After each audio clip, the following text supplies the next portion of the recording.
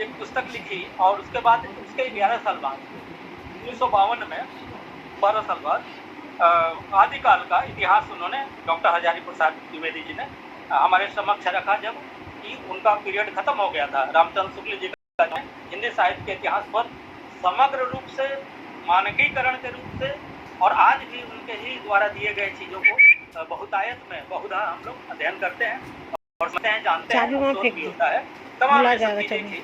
उसके परिप्रेक्ष्य में जब मैं बात कर रहा था इतिहास की, तो हम लोग उसको जोड़ेंगे कि कैसे वो 1375 शताब्दी से 1700 शताब्दी तक का जो भक्ति पीरियड है, और शताब्दी की जो बात हम करते हैं तो यह विक्रम संवत की होती है, विक्रम संवत।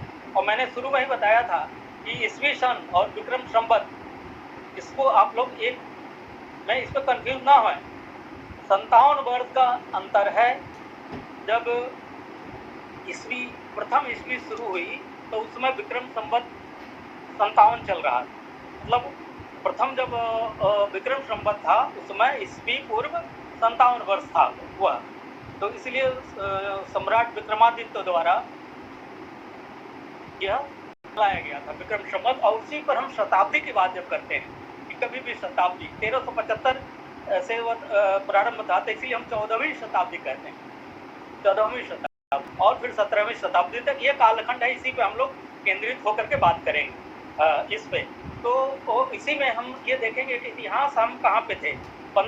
देखिए इतिहास में हम कहाँ पे थे, तो भक्ति काल में तुगलक वंश से प्रारंभ हो करके और शाहजहां का पीरियड भक्ति काल को कवर करता है, पूरा मुगल वंश नहीं, मुगल वंश का जो शाहजहां का पीरियड था।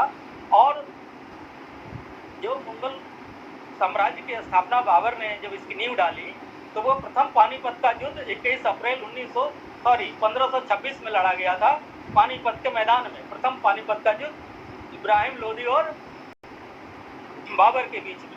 वो लोदी वंश अंत था किसका, दिल्ली सल्तनत का। तुगलक वंश से प्रारंभ होकर के दिल्ली सल्तनत का अंत हुआ लोदी वंश में, इब्राहिम लोदी की पराजय हुई। और इसके पहले जो मोहम्मद गोरी जो है, उन्होंने इसकी नींव डाली थी दिल्ली सल्तनत की, जब वो पृथ्वीराज चौहान के साथ उनका युद्ध हुआ था। और पृथ्वीराज चौहान को मोहम्मद गोरी ने पराजित किया और उनको मार भी डाला था, लेकिन यह गुलाम वंश की नींव डाली जो कि मोहम्मद ऐबक था। और इल्तुतमिश भी उसके बाद हुआ।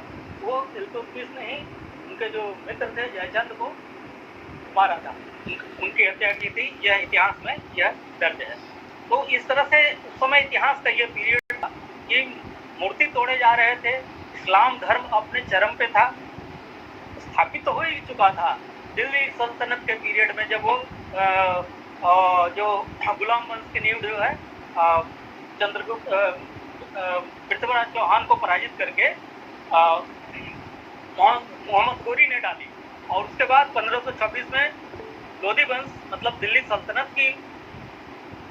के सूर्य का अस्त हुआ और मुगल साम्राज्य की नींव डाला बाबर ने, जो बाबर काबुल से आए थे। और ये दिल्ली सल्तनत वाले मोहम्मद गोरी ये तुर्क के थे, तो वहाँ से ये आए थे, दोनों ही इस्लाम धर्म के ही थे।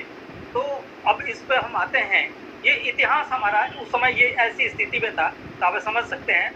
अब आते हैं कि जब वो शुक्ल जी मतलब आचार्य रामचंद्र शुक्ल, वो कहते हैं भक्ति आंदोलन का सूत्रपात इस्लाम के विरुद्ध जो प्रतिक्रिया थी वो उन्होंने माना है, जिसका खंडन द्विवेदी जी ने, हजारी प्रसाद द्विवेदी जी ने कहा किया। और किस तरह से किया मैं आता हूँ उस पर। तो शुक्ल जी ने यह कहा कि वे हिंदुओं के पराभव और उससे उत्पन्न सांस्कृतिक संकट को भक्ति काल के विकास का प्रमुख कारक मानते हैं। उन्होंने कहा कि इस्लाम धर्म अपने चरम पे था, मूर्ति तोड़े जा रहे थे, विध्वंस किए जा रहे थे, तो समाज के पास, लोगों के पास दूसरा कोई उपाय नहीं था सिवाय भक्ति मार्ग को अपनाने का। भक्ति तभी सूझती है जब हमारे ऊपर संकट आता है। तो ये संकट के बादल थे और पूर्ण रूप से मुगल साम्राज्य स्थापित हो चुका था। तो उस समय भक्ति की भावना लोगों में जागृत हुई।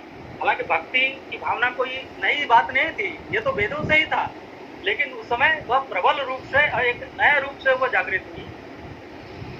और तब ये भक्ति युग और भक्ति काव्य रचे गए, जिसमें कि सगुण निर्गुण, कबीर, जायसी, तुलसी, सूरदास, तमाम ये सब अलग अलग कालखंडों में आते हैं। अब आते हैं कि इसको हजारी प्रसाद द्विवेदी जी किस रूप में देखते हैं।